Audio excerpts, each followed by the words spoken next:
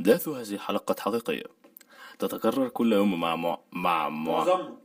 معلش آسف مرة كمان. أحداث هذه الحلقة أحداث هذه الحلقات حقيقية تتكرر كل يوم مع معظمنا، ولهذا قررنا أن نتناول ايه اللي انتوا جايبينهولي ده؟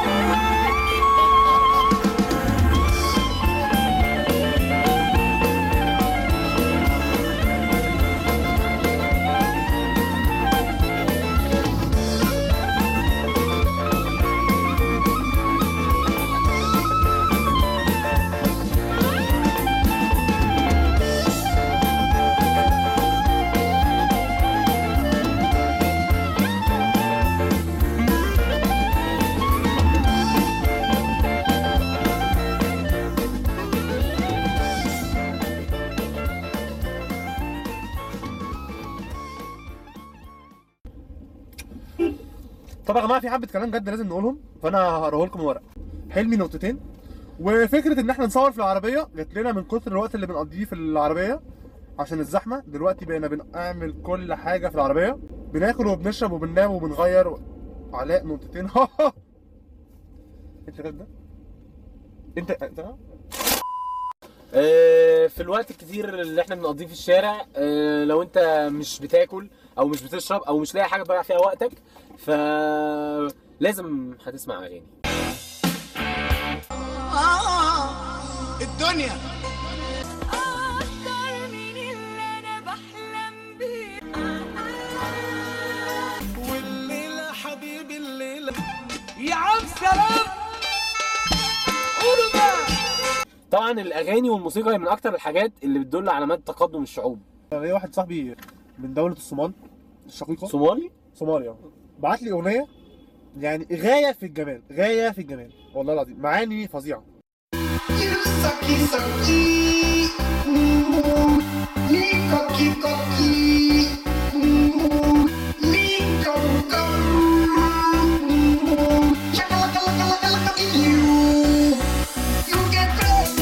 بغض النظر عن القرف اللي حلمي شغاله، بس احنا بقى الفن عندنا رساله، الفن عندنا هدف.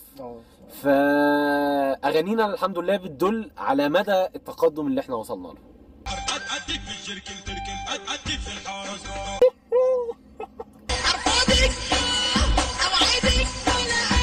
على مدى التقدم اللي احنا وصلنا له. على رمش عيونها قابلني الهوا طار عقلي منه وقلبي سوا. مؤخرا بدات الاغاني والكليبات تخلي الشباب يعملوا حاجات ما ينفعش يعملوها خالص. حرام عليكم، انا بعمل حاجات ما عملتهاش من ايام ما كنت في الاندونيسيا كده مرة واحدة، طب واحدة وما تفتريش. بابا هم هيخشوا دلوقتي. شفت الكلمات؟ شفت الجمال؟ انا لو بقرا كلمات الاغنيه دي ومش عارف ان دي اغنيه كنت هبقى واثق تماما ان دي حاجه من الاثنين، يا اما دي حته من فيلم، يا اما احمد سباع رجع يكلم هبه تاني. طبعا لو هنتكلم على السفاله ما ينفعش ننسى الفنانه اللي رفعت نسبه مشاهده قناه ميلودي ل3 أضعاف. كل لما اقول له يقول لي هو لا، يجرحني واقول له يقول لي برضه لا. قالت لك فانت قلت لها لا، فجرحتها وقالت لك فقلت لها لا برضه. انت ليه؟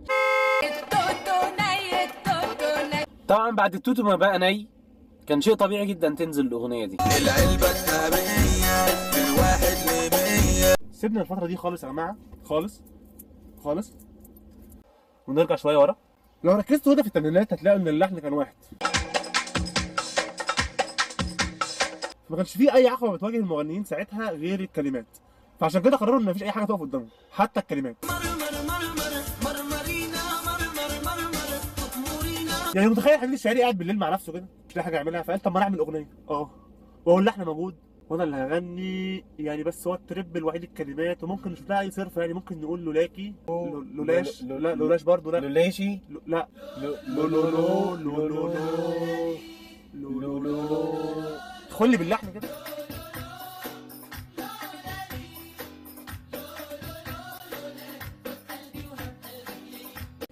نزلت لولالي وعملت ضجه في السوق، فقرر ينزل لنا اللي اتقل منها.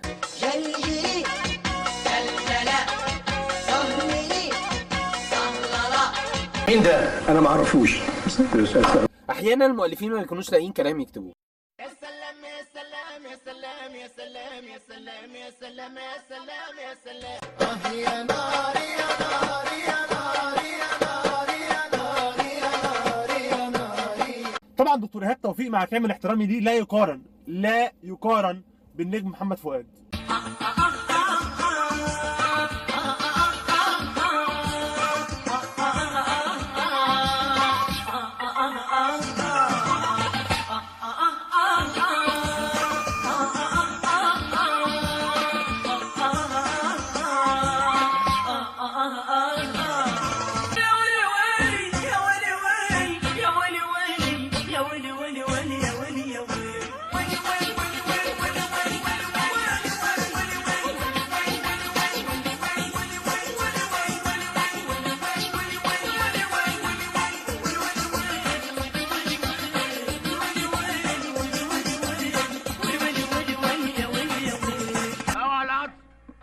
الحته دي بس النجم محمد فؤاد قال 60 و45 ويلي، وكان في 16 يلا في النص بس احنا شلناهم. يعني احنا بدأنا الحتة دي الساعة 4:15 يوم الاثنين، خلصناها 6:15 يوم الثلاث. نتكلم عن دويتو، لو هنتكلم عن دويتو في دويتو يعني مع احترامي تامر وشيرين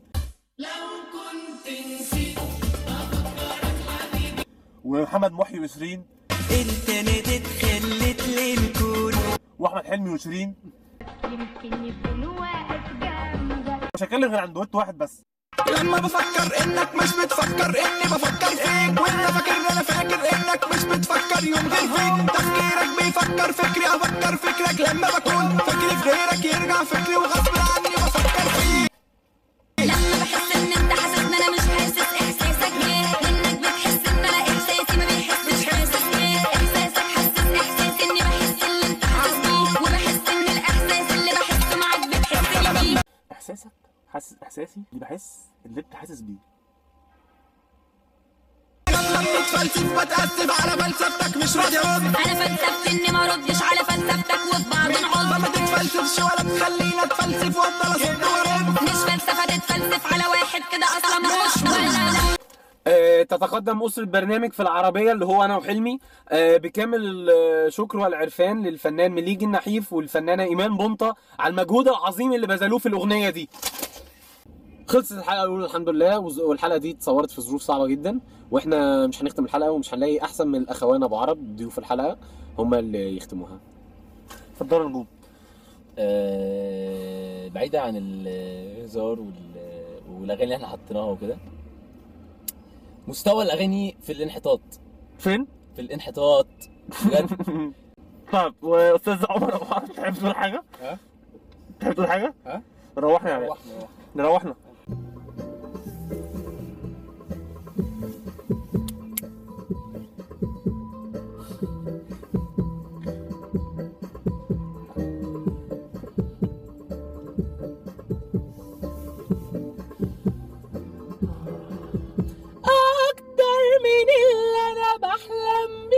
مش قادرة أخبى أنا تاني عليك، ده أنا من أول ما قابلت عنيك ناداني حبيبي معاك حياتي وعمري اللي أنا عايشاه، وأجمل وأصعب قولت نسيتني وأحس إن أنا وياك نفس الوقت.